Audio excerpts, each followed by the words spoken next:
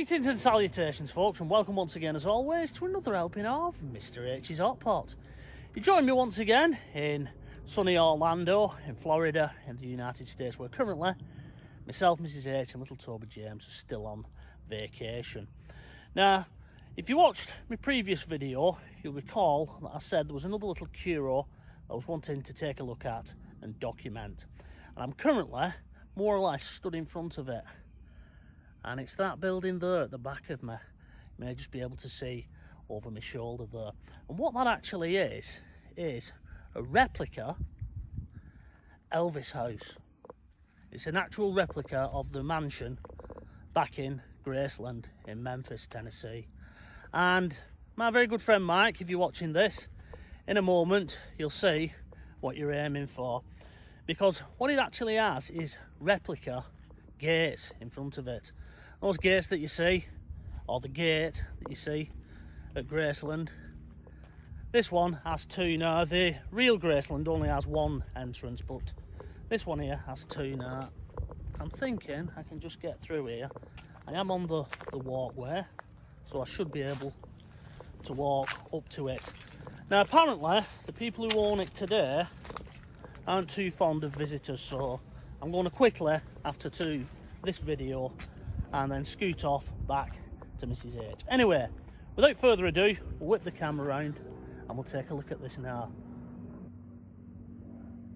And here we are, Mike. If you're watching this, mate, this is what you're aiming for. Get yourself a pair of gates like that and get them set up back in Wigan. As you can probably guess, my very good friend Mike, he's a big Elvis nut. And just look at that.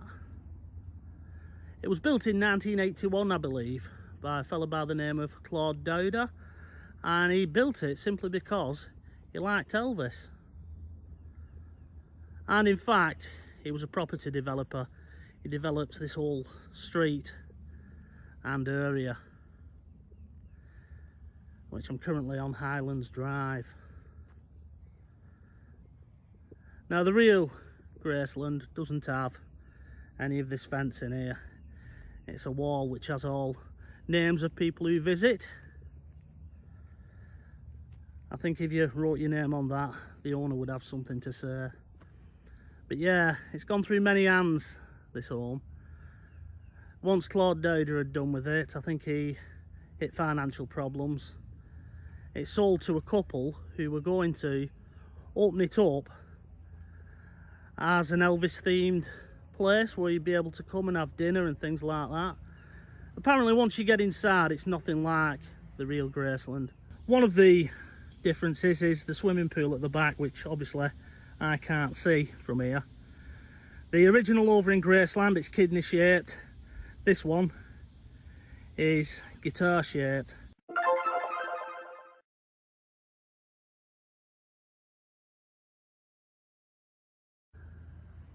There's a chandelier in there, there was a jungle room, there was a few nods to Elvis, a marble fireplace, things like that. But other than that, inside is totally different, but the outside is an exact replica. Unfortunately, I don't know much about Elvis's home. This is where I'd need Mike. He'd be able to tell you what room is behind which window and things. Here's the other gates, which normally they're closed, so she must be coming back. She must have nipped out for some Pepsi Max or something like that. Just imagine if you had all that money. Now what is interesting is the home has only ever sold once for more than it cost to build. Usually when it passes hands, it always passes hands for half of what it cost to build, which was in the 400,000 mark, I believe. And an Egyptian fell in love with it, he bought it and he restored it back to what you can see today. In the 90s it was looking a little bit shabby, but it don't look too shabby today.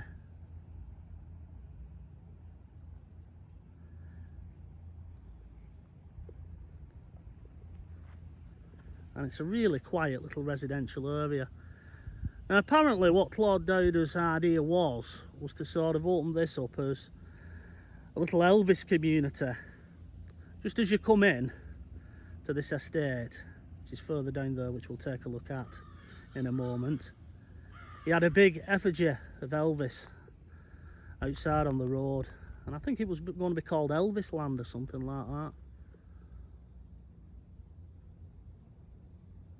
But yeah, Mike, this is what you're aiming for, buddy. Get this built in Wigan. Done in the colonial style, I believe. Limo outside, and how many cars there? 1, 2, 3, 4, 5. And apparently she owns some very big dogs, so I'm going to whip the camera around, and before I wrap this one up, we'll take a look at the entrance onto this estate. I'll whip the camera around now.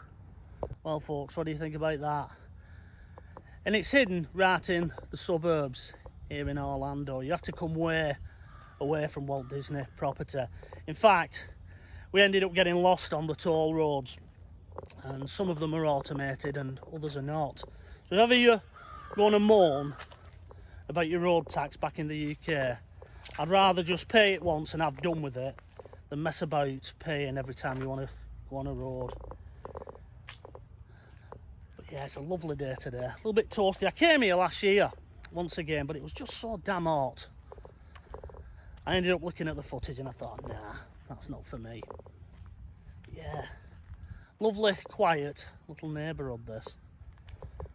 And one good thing about it, because there's that many people now know about this little secret, they're not too bad when they see somebody with a camera. I don't know what she'd be like if I went up and knocked on the door. She'd probably chase me away with a yard brush or something, but yeah, you just got to remember, should you ever come here yourself, just remember it is a private residence and use a little bit of discretion.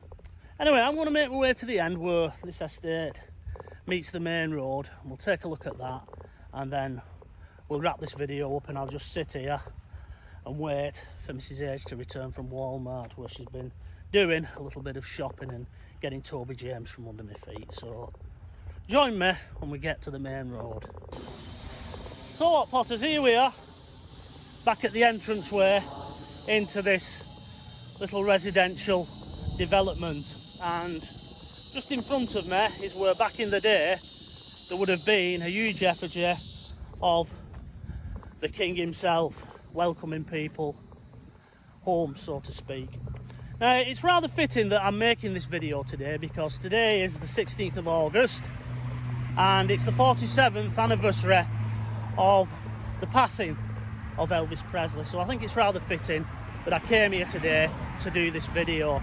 Anyway, we're now where the residential property meets the main road, so to speak, so I'm going to whip the camera around and we'll take a look at the spot where back in the day there would have been a huge effigy of Elvis welcoming people home.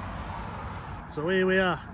This is where Island Oaks Drive meets Hiawassee Road, and this is the entranceway into this residential area, which today is called Island Oaks Estate.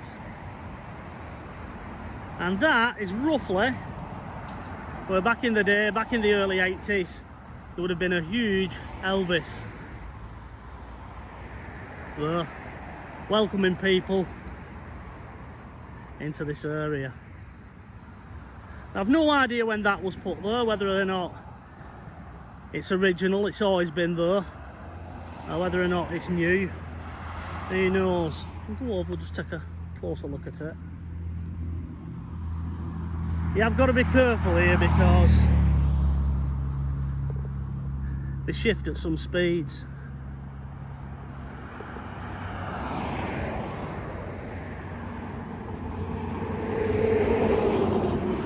Or maybe that brickwork's original there, and they just placed this thing here afterwards. I won't try and do an Elvis impression because I'm not very good at impressions, but it would have welcomed you home back in the day from here. Looks like there's been a bit of damage there. But I think I'll wrap this one up and just wait for Mrs H, who, like I said, has nipped off to Walmart. So I'll whip the camera around and we'll wrap this video up properly.